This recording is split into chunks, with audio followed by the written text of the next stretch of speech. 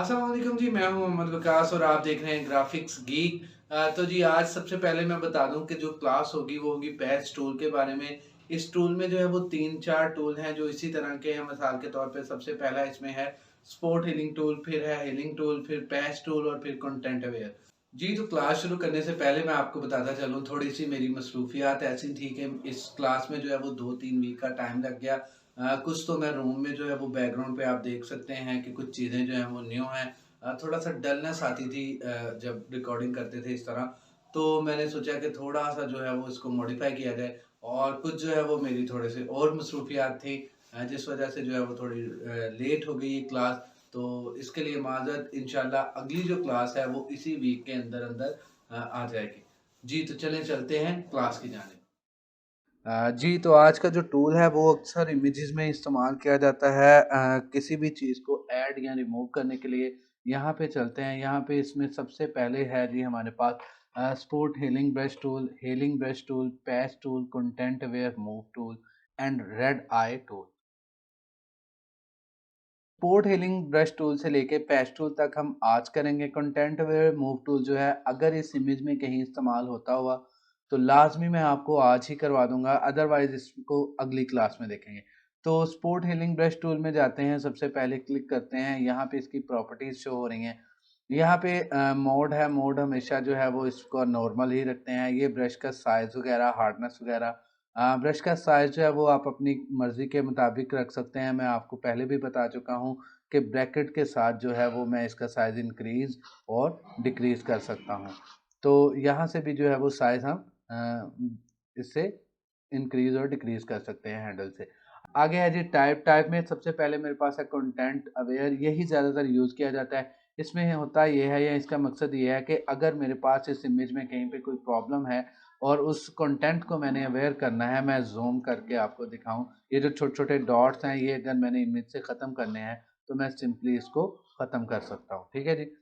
आगे है जी sample are layer. ये मैं आपको पिछली क्लास में बता चुका हूँ कि अगर यहाँ पे हमारे पास एक से ज़्यादा लेयर हों और हमने उस पे काम करना हो तो हम यहाँ से सैंपल आर लेयर पे क्लिक कर लेते हैं। अगर मेरे पास ये ज़्यादा लेयर हैं और मैंने यहाँ अनचेक किया है, तो आप देखें कि अगर मैं ये रिमूव कर रहा हूँ तो कुछ भी रिमूव नहीं हो रहा। लेकिन अगर मैं यहाँ पे सैंपल आर लेयर कर लेता हूँ तो फिर जो मैं रिमूव करना चाहता हूँ मैं इजीली उसको रिमूव कर सकता हूँ। ठीक है। तो मैं रिकमेंड करता हूँ कि सैंपल लेयर पे जो है वो हमेशा चेक रखें। स्पोर्ट हीलिंग टूल में ये होता है कि हमें सोर्स सेलेक्ट करना नहीं पड़ती।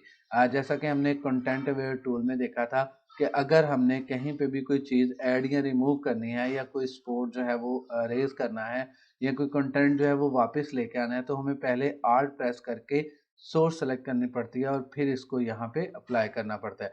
और जैसे जैसे हम मूव कर रहे होते हैं हमें दोबारा दोबारा से सोर्स सेलेक्ट करनी पड़ रही होती है। तो इसमें ये जो स्पोर्ट हीलिंग ब्रश टूल है, इसमें ये सारी चीज़ें नहीं होती। इसमें ऑटो जो है वो डॉ फोटोशॉप आर्टिफिशियल इंटेलिजेंस के तहत काम कर रहा होता है, और जो भी चीज़ मैंने रिमूव करनी है उस पे सिर्फ ड्रैग एंड ड्रॉप करना है तो उसने उसको रिमूव कर देना है।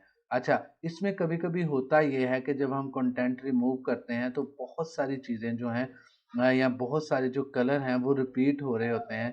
तो इसमें मैं रिकमेंड करता हूँ कि अगर बहुत कम प्रॉब्लम हो तो ये जो है sport healing brush tool use किया जाए। अच्छा, इसका दूसरा फ़ायदा ये है कि अभी जो भी मैंने यहाँ से स्पोर्ट जो है वो ख़त्म किए हैं, ये सारे ओरिजिनल इमेज पे अभी भी बरकरार हैं। अगर मैं यहाँ से डी हाईलाइट करूँ तो ये सारी चीज़ें अभी भी ऐसे ही हैं। इसका फ़ायदा ये है कि अगर कोई चीज़ जो है वो हमसे रिमूव हो जाए जो हमने रिमूव ना करनी हो, तो फिर हम ओरिजिनल रेयर पे आके उसको सेट कर सकते हैं। जी, तो स्पोर्ट हीलिंग के बाद जो दूसरी चीज़ है वो है जी healing brush tool. Healing brush tool करता हूँ तो यहाँ पे जो है वो थोड़ी-सी चीज़ें चेंज हो चुकी हैं। यहाँ पे सैंपल आ रहा है, सैंपल और सोर्स जो है वो सेम चीज़ें हैं। मतलब इसमें हमें क्लोन की तरह जो है वो सोर्स सेलेक्ट करनी पड़ती है। यहाँ पे अगर मैं सैंपल या सोर्स सेलेक्ट करूँ तो मुझे आल्ट प्रेस करना पड़ेगा और कहीं पे भी क्लिक करना पड़ेगा। यहाँ से ये सोर्स सेलेक्ट हो गई है और उसको अब मैं यहाँ पे अप्लाई कर सकता हूँ।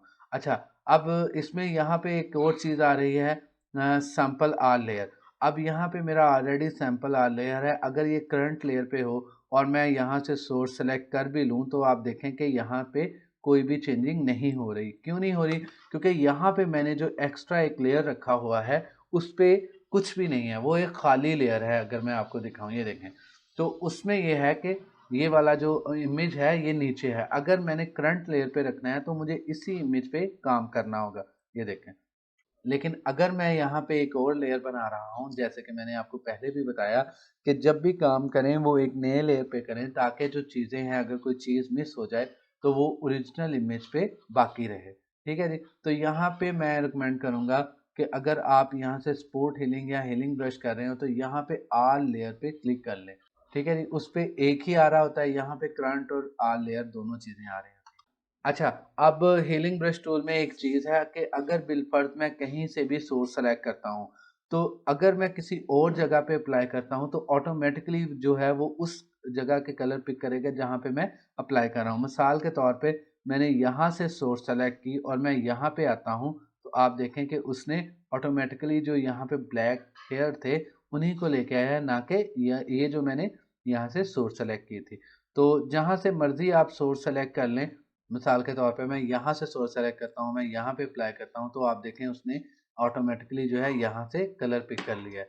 ठीक है जी। तो इसमें ये होता है कि सोर्स को बहुत ज़्यादा ड्रैग नहीं करते, उसमें ये होता है कि रेपिटिशन चलने लग जाती हैं। ये देखें, जैसे जैसे मैं नीचे आ रहा हूँ वो रिपीट करता जा रहा है, तो अरेज नहीं हो रहा बल्कि ख़राब हो रहा है। हेलिंग में अभी हमने देखा है जी सोर्स और सैंपल। सैंपल के बाद यहाँ पे आ रहा है पैटर्न। पैटर्न पे अगर मैं क्लिक करूँ तो यहाँ पे मुझे मुख्तलिफ पैटर्न शो होते हैं एडोब की तरफ से।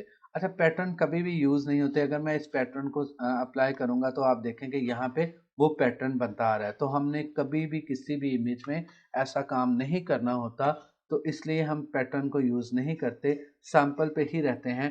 स्पोर्ट हीलिंग और हीलिंग ब्रश जो है उसके बाद तीसरी चीज़ जो है वो है जी पैच टूल। पैच टूल में सबसे पहले जो है वो यहाँ पे सोर्स आ रहा है और डेस्टिनेशन आ रहा है। अच्छा, सोर्स और डेस्टिनेशन जो है वो एक दूसरे का उल्टा है। मिसाल के तौर पे यहाँ पे सोर्स मैं सेलेक्ट कर लेता हूँ। अच्छा, इसमें एक और चीज़ है, यहाँ पे आप देखें कि यहाँ पे सैंपल लेयर नहीं आ रहा। तो सैंपल लेयर अगर नहीं आ रहा तो मैंने यहाँ पे सैंपल पे काम नहीं करना, मुझे ओरिजिनल इमेज पे ही काम करना होगा। अब मैं इस ओरिजिनल इमेज की एक कॉपी ले लेता हूँ। अच्छा, अब मैंने कॉपी ली, अब ऊपर वाले को अगर मैं डी हाईलाइट करता हूँ तो आप देखें ये जो मैंने अभी पार्ट में सारे ये रिमूव किए थे स्पोर्ट, वो वापस आ चुके हैं। इसके लिए मुझे क्या करना चाहिए, मैंने इन दोनों लेयर को सेलेक्ट कर लेना है। मैंने कंट्रोल आल्ट शिफ्ट और ई प्रेस करना है कीबोर्ड से, तो वो मुझे एक नया लेयर बना के दे देगा। ठीक है जी। ये एक नया लेयर बन के आ गया। अच्छा, अब पैच टूल में क्या होता है, पैच टूल में ये होता है कि अगर यहाँ पे हम सोर्स पे ही हैं तो मैं कोई भी जगह जो है वो सेलेक्ट कर लेता हूँ। ये हमें लेसो की तरह सिलेक्शन देता है, मतलब फ्री हैंड सिलेक्शन है। यहाँ पे मैं ये सिलेक्ट करके मैं किसी भी जगह से इसको रिप्लेस करूँगा तो वो वाला जो पार्ट है वो इधर आ चुका है। तो अगर मैं यहाँ पे डेस्टिनेशन कर लूँ तो डेस्टिनेशन में ये होगा कि पहले मुझे ये वाला पार्ट सेलेक्ट करना होगा और इसको यहाँ पे अप्लाई करना होगा। ठीक है जी। तो ये एक दूसरे के उल्टे हैं, जैसे मर्जी आप कर लें। तो सोर्स पे ही रहने देते हैं और इस पे जल्दी जल्दी जो है वो मैं काम करता हूँ। मैं वापस आता हूँ थोड़ा सा ये जो फास्टली काम करके।